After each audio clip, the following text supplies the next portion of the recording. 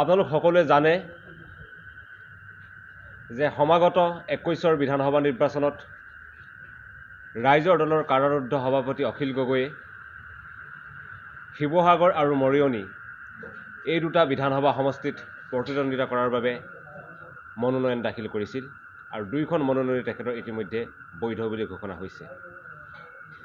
কিন্তু আজি আমি আপোনালোকক জনাব বিচাৰিছোঁ যে ৰাইজৰ দলৰ কাৰাৰুদ্ধ সভাপতি অখিল গগৈয়ে আগন্তুক নিৰ্বাচনত মৰিয়নি বিধানসভা সমষ্টিত প্ৰতিদ্বন্দ্বিতা নকৰে। বিজেপিক পৰাভূত কৰাৰ স্বাৰ্থতেই 101 নং মৰিয়নি বিধানসভা সমষ্টিত ৰাইজৰ দলৰ কাৰাৰুদ্ধ সভাপতি অখিল গগৈয়ে প্ৰতিদ্বন্দ্বিতা নকৰাৰ সিদ্ধান্ত ৰাইজৰ দলে ঘোষণা কৰিছে।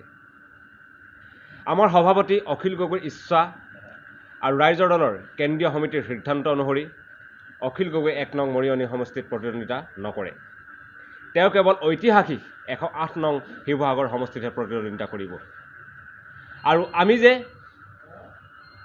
ৰাইজৰ দলে মৰিয়নি বিধানসভা সমষ্টিত প্ৰতিদ্বন্দ্বিতা নকৰাৰ সিদ্ধান্ত গ্ৰহণ কৰিছোঁ তাৰ একমাত্ৰ কাৰণটো হ'ল বিজেপিক প্ৰতিৰোধ কৰা। জাতিদ্ৰোহী বিজেপিক পৰাভূত কৰাৰ স্বাৰ্থতেই আমি ৰাইজৰ দলৰ কাৰাৰুদ্ধ সভাপতি অখিল গগৈক মৰিয়নি বিধানসভা সমষ্টিত প্ৰতিদ্বন্দ্বিতা নকৰাৰ সিদ্ধান্ত গ্ৰহণ কৰিছোঁ। আমাৰ এই সিদ্ধান্ত মৰিয়নি সমষ্টিৰ ৰাইজৰ দলৰ সমিতি, মৰিয়নিবাসী ৰাইজ আৰু মৰিয়নি সমষ্টিৰ বিভিন্ন স্থানীয় দল সংগঠনে মানি লোৱা নাই। অখিল গগৈয়ে মৰিয়নি সমষ্টিত প্ৰতিদ্বন্দ্বিতা কৰিম বুলি ঘোষণা কৰাৰ পিছতেই সমগ্ৰ মৰিয়নি সমষ্টিত এক উৎসাহৰ ঢল বৈছিল।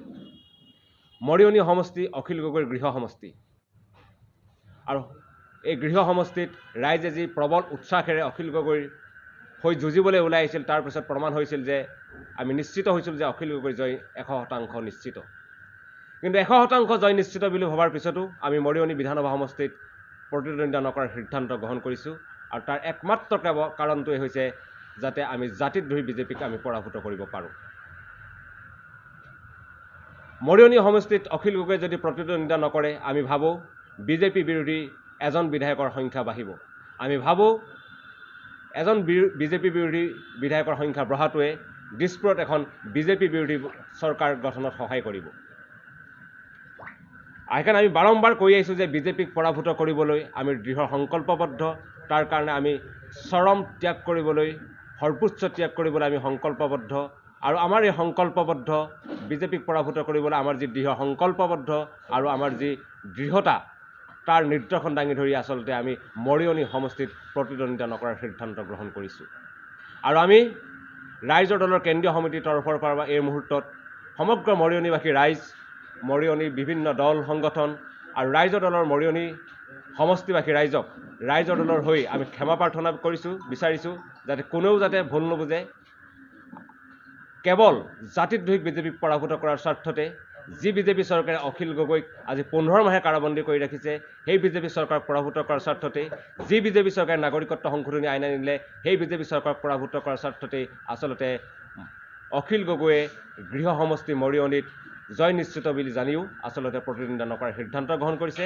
আপোনালোক সকলোৱে এই সিদ্ধান্ত সহৃদয়তাৰে গ্ৰহণ কৰিব বুলি আমি আশা ৰাখিছোঁ। আৰু আমি এটা কথা জানো যে আমি ৰাইজৰ দলে যিমান ত্যাগ কৰিলেও এচাম স্বাৰ্থনিশী মহলে এতিয়া আমাৰ ওপৰত বিভিন্ন ধৰণে আক্ৰমণ চলাই আহিছে। আমাৰ এই আত্মত্যাগৰ পিছতো, আমাৰ এই সৰ্বোচ্চ ত্যাগৰ পিছতো বোধহয় এনে আক্ৰমণ চলি থাকিব।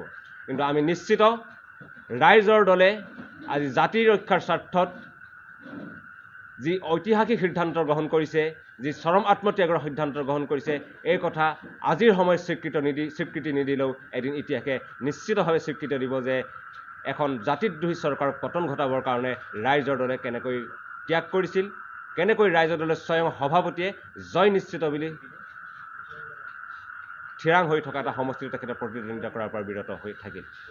গতিকে আমি সমগ্ৰ অসমবাসী ৰাইজক পুনৰবাৰ জনাব বিচাৰিছোঁ যে কেৱল জাতিদ্ৰোহী বিজেপিক পৰাভূত কৰাৰ স্বাৰ্থত কোনোপধ্যে যাতে দিছপুৰত এখন পুনৰবাৰ বিজেপি চৰকাৰ নবহে, এজন বিজেপি বিৰোধী বিধায়ক বহোৱাৰ স্বাৰ্থত জয় নিশ্চিত বুলি থকাৰ পিছতো আমি মৰিয়নি সমষ্টিত প্ৰতিদ্বন্দ্বিতা নকৰাৰ সিদ্ধান্ত গ্ৰহণ কৰিছোঁ আৰু সমগ্ৰ অসমবাসীকে সিদ্ধান্ত জনাইছোঁ মৰিয়নিবাসী সমষ্টি সকলো দল সংগঠন ৰাইজ আৰু ৰাইজৰ দলৰ সমষ্টি সমিতিক আমি ক্ষমা বিচাৰিছোঁ আৰু আমাৰ এই সিদ্ধান্তক সহৃদয়তা আৰু আন্তৰিকতাৰে আমি গ্ৰহণ কৰিবলৈ আমি অনুৰোধ জনাইছোঁ।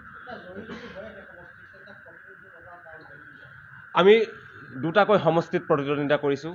আমি নিশ্চিত যে আমি শিৱসাগৰ সমষ্টিটো আমি জয়ী হ'ম। আমাৰ যি খবৰ আহিছে, গতিকে দুটাকৈ বিধানসভা সমষ্টিত আমি জয়ী হৈ আমি আচলতে যি বিজেপি বিৰোধী শিবিৰৰ ভোট বিভাজন, সেই বিজেপি বিৰোধী শিবিৰৰ আমি ভোট বিভাজন ঘটাব বিচৰা নাই। আমি ভাবোঁ যে মৰিয়নি সমষ্টিত যদি আমি প্ৰতিদ্বন্দ্বিতা নকৰোঁ, তেনেহ'লে বিজেপি বিৰোধী শিবিৰৰ ভোট বিভাজন নঘটিব আৰু তেনেহ'লে এজন বিজেপি বিৰোধী বিধায়ক তাৰ পৰা জয়ী হৈ আহিব পাৰিব। আৰু এজনো যদি বিজেপি বিৰোধী বিধায়ক জয়ী হৈ আহে, তেনেহ'লে দিছপুৰত এখন বিজেপি বিৰোধী চৰকাৰ বহাত নিশ্চয় সহায় হ'ব। আৰু আমাৰ একমাত্ৰ লক্ষ্য যে 21 বিধানসভা নিৰ্বাচনত যিকোনো প্ৰকাৰে জাতিদ্ৰোহী বিজেপিক পৰাভূত কৰা, কোনোপধ্যে যাতে দিছপুৰত এখন বিজেপি চৰকাৰ নবহে তাৰ সম্পূৰ্ণ নিশ্চিত কৰা। হয়, আমি ইয়াৰ আগতেই ঘোষণা কৰিছোঁ যে আমি ৰাইজৰ দলে অতি কম সংখ্যক সমষ্টিত নিৰ্বাচনত প্ৰতিদ্বন্দ্বিতা কৰিম। আমি ৰাইজৰ দলে অসম জাতীয় পৰিষদৰ লগত মিত্ৰতাপক্ষত আবদ্ধ হৈছোঁ। অসম জাতীয় পৰিষদৰ যিসকল প্ৰাৰ্থী থাকিব তেখেতসকলৰ প্ৰতি আমাৰ তেখেতসকলৰ প্ৰতি সমৰ্থন থাকিব। কিন্তু মৰিয়নি সমষ্টিত যিহেতু ইতিমধ্যে জাতীয় পৰিষদৰ প্ৰাৰ্থী নাথাকিব, গতিকে বিৰোধী দলৰ আটাইতকৈ যিজন সম্ভাৱ্য প্ৰাৰ্থী থাকিব, সম্ভাৱ্য প্ৰাৰ্থীক বিজয়ী কৰাবলৈ নিশ্চিতভাৱে আহ্বান থাকিব। আৰু আমি আগতেই ঘোষণা কৰিছোঁ যে আমি যিহেতু অতি কম সমষ্টিত প্ৰতিদ্বন্দ্বিতা আগবঢ়াম আৰু বাকী অন্যান্য সমষ্টিসমূহত বিজেপি বিৰোধী আটাইতকৈ শক্তিশালী প্ৰাৰ্থীজনক জয়ী কৰাবৰ কাৰণে বাস্তৱসন্মত কৌশল গ্ৰহণ কৰিম, ৰণনীতি গ্ৰহণ কৰিম বুলি আমি বাৰম্বাৰ ঘোষণা কৰি আহিছোঁ।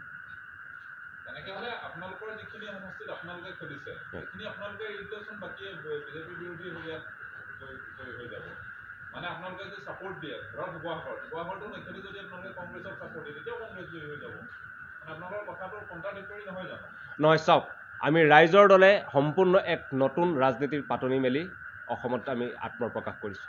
আমাৰ লক্ষ্য আছে যে ৰাজনৈতিকভাৱে ফেডাৰেল, অৰ্থনৈতিকভাৱে এখন আত্মনিৰ্ভৰশীল অসম গঢ়া। আমি জানো এই লক্ষ্যত আমি এদিন হ'লেও এদিন উপনীত হ'ম। কিন্তু আমি 21 বিধানসভা নিৰ্বাচনৰ প্ৰাথমিক লক্ষ্য হিচাপে লৈছোঁ যে কোনোপধ্যে যাতে এখন বিজেপি চৰকাৰ গঠন নহয়। আপুনি যিটো কথা কৈছে যে শিৱসাগৰ বিধানসভা সমষ্টিত আমাৰ জয় নিশ্চিত বুলি আমি ভাবোঁ। যিবিলাক বিধানসভা সমষ্টিত আমাৰ জয় নিশ্চিত, সেইবিলাক সমষ্টিতে আচলতে আমি প্ৰাৰ্থীত্ব আগবঢ়াইছোঁ। একেদৰে মৰিয়নিও একেধৰণৰ এটা সমষ্টি আছিল, কিন্তু আমি মৰিয়নিত যিহেতু আমাৰ সভাপতিয়ে দুটা সমষ্টিত প্ৰতিদ্বন্দ্বিতা কৰিছে, গতিকে দুটা সমষ্টিত প্ৰতিদ্বন্দ্বিতা কৰিলে অৱশেষত এটা সমষ্টি হয়তো এৰি দিব লগা হ'ব পাৰে। সেইকাৰণে যাতে এজন বিজেপি বিৰোধী বিধায়কৰ সংখ্যা বাঢ়ে, সেই স্বাৰ্থতে আচলতে ৰাইজৰ দলে আমাৰ সভাপতি কাৰদ্দ সভাপতি অখিল গগৈক মৰিয়নি বিধানসভা সমষ্টিত প্ৰতিদ্বন্দ্বিতা নকৰাৰ সিদ্ধান্ত গ্ৰহণ কৰিছোঁ। এটা সমষ্টি এৰি দিব লাগিব। এজন মানুহ একেলগে দুটা সমষ্টিৰ বিধায়ক হৈ থাকিব নোৱাৰিব, এটা সমষ্টি তেখেতে এৰি দিব লাগিব।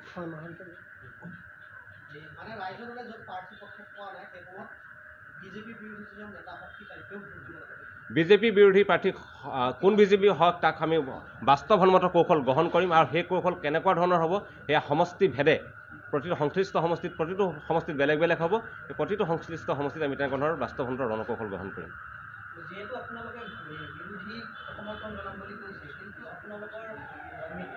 আমি ঘোষণা কৰিছোঁ যে আমাৰ মিত্ৰ দলৰ প্ৰাৰ্থীৰ প্ৰতি আমাৰ পূৰ্ণ সমৰ্থন থাকিব।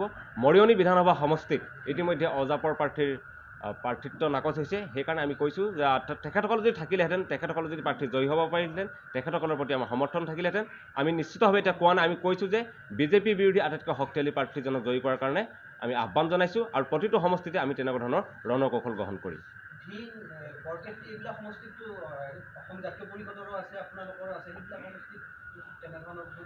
চাওক, আমি অতি কম আসনত প্ৰতিদ্বন্দ্বিতাৰ সিদ্ধান্ত গ্ৰহণ কৰিছোঁ, সেই কথা আমি বাৰম্বাৰ ঘোষণা কৰি আহিছোঁ।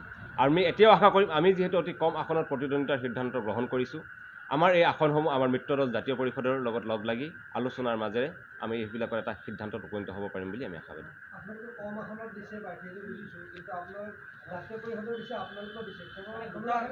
মই সেইটো কথাই কৈছোঁ যে আমি অতি কম আসনত প্ৰতিদ্বন্দ্বিতা আগবঢ়াইছোঁ।